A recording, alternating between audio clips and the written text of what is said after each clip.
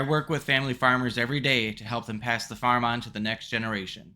Today, we're talking about 3 big mistakes that you can avoid in your farm estate plan. First, you don't have a clear succession plan. Okay, I get it.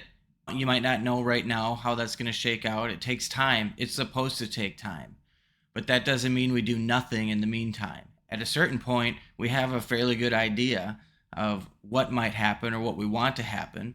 And your estate plan doesn't have to say, give X to Bob, give Y to Tina. It can say, if we've met certain milestones, or if Bob or Tina is farming with me at the time of my passing, that maybe we want to have that set up that way so that we don't just have to push things off again and again while we wait for the perfect to happen or to know exactly what's going to happen. Because in the meantime, while we're waiting for the perfect to happen, life happens or death happens. So mistake number 2, handshake deals and verbal agreements. How do you fix it? Write it down, sign it, document it. Get a testamentary document like a will or a trust. Put it in writing and sign it. Keep it updated. Third mistake, ownership. We either don't own things correctly, we don't put them in the right bucket, we don't have the right entities. Pretty much every farmer that walks into my office, if they don't already have a revocable trust, it's something we're going to recommend. Why? It gives us a solid baseline. This is where we can say, here's what happens upon my death or incapacity. If I still own the farm upon my death, if I haven't transferred anything upon my death, how I want estate taxes handled, how I want debts handled.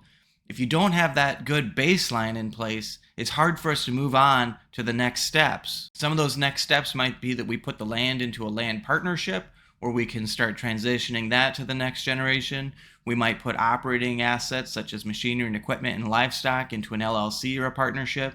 And again, transitioning that to the next generation during your lifetime so that we can see that occur, so we can work with our lenders and our vendors to make sure that our farm successor is set up for success. But again, if we don't have that trust and that foundational estate planning documents in place, what happens if we set up our LLC, which is meant to transition over 10 years, and you die in year 1? We need to make sure we have good operating documents in that LLC and that your trust backs it up and reinforces everything behind your farm estate plan.